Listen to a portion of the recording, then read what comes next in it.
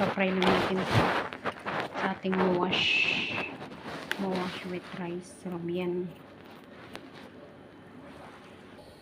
So, fry na natin guys.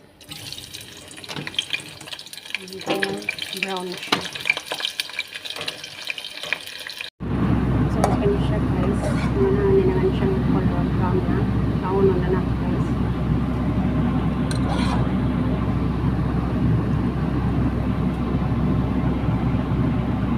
So, mag-start na tayo siya guys.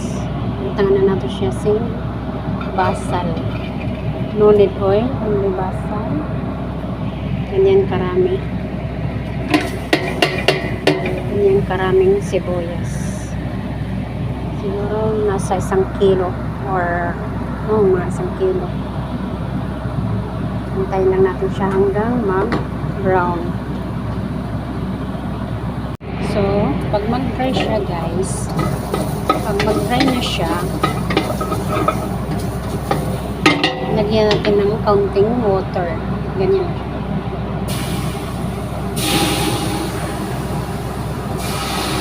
Unti-unti lang siya, hindi talaga sinibuhos talaga siya. Kasi hintay lang natin hanggang sa mag-brown na talaga siya. No? Para yung rice natin is brown na siya. Mag-brown. Brown na siya. Brown. Ganyan na siya. Oh. Brown na siya. Brown na siya. Kaunti na lang yung sibuyas. So, ilagay natin yung ito yung shrimp natin. Nilagyan ko na ng lemon at saka curcum para mawala yung niya, yung smell niya. So, lagay na natin dito. Ayan, mix lang.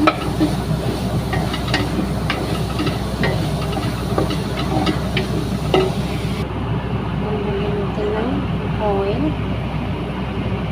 Yung oil natin na ginamit kanina sa pagluto ng sibuyas, yung pag-fry.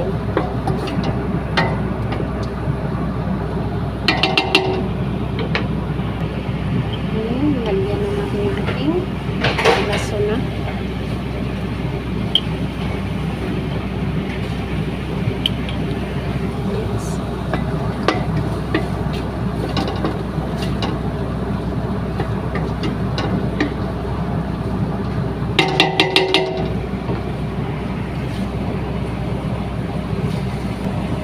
Black pepper, black lemon.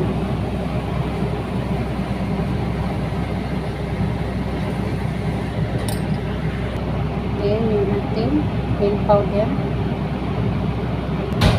Yung ating buharat powder. Mix.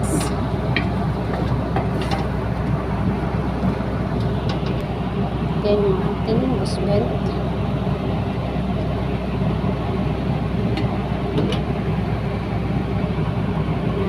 Kusbara.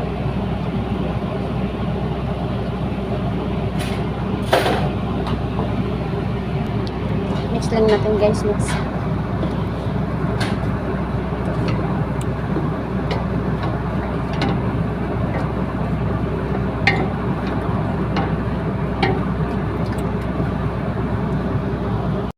Lagyan natin ng salt.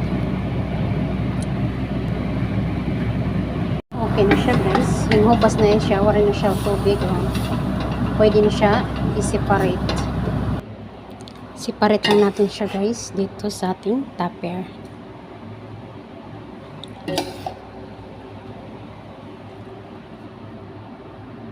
So, hindi natin inubos siya guys. Para yung taste niya is nandyan pa rin. Then, mag-additional lang kita ng ating sibuyas. Mix lang natin, mix.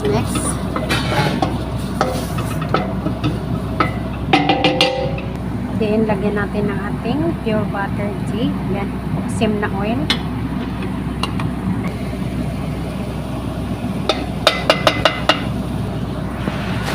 Then, mix.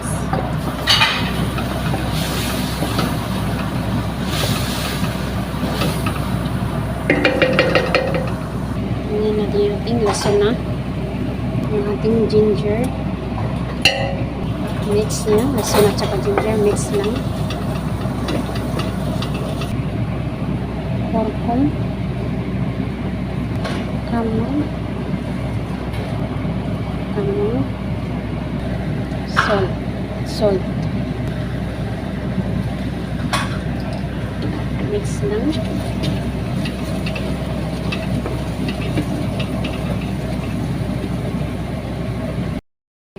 Lagyan na natin yung ating seafood.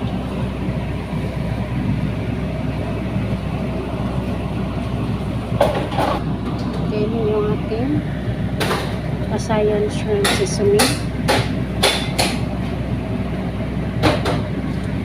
Then yung ating margin. Mix naman natin.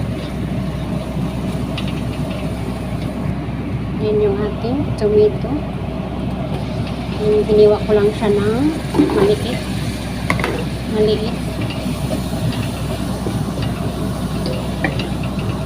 Mix lang. Mix.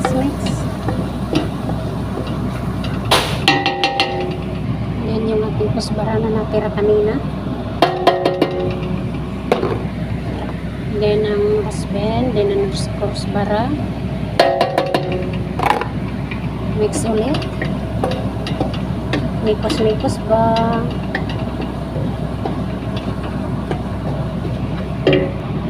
Yan, lagay yun na ating lemon. 2 lemon.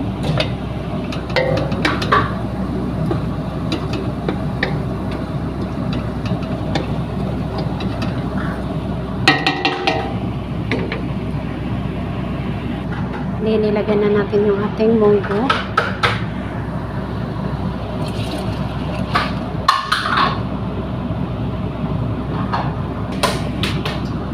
Mix.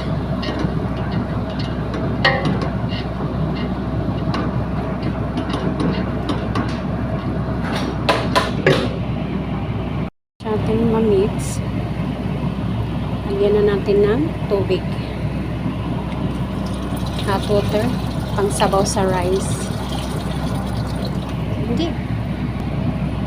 Dapat hindi masyadong maraming tubig para hindi siya mag-soft. Sobra yung rice natin. Dapat tama lang. Waiting lang siya mag-soft. Lagyan natin yung ating rice. Lagyan ko siya guys ng siling labuyo. Hintayin lang natin hanggang sa mag-half cook yung ating mawash, yung ating munggos. Luto na siya guys, half cook na. Lagyan na natin yung ating rice.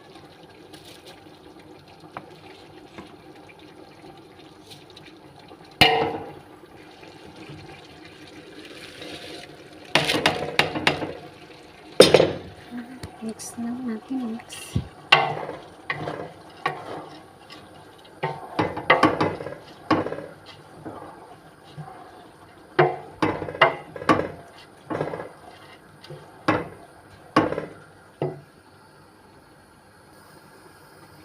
So, ganyan na siya.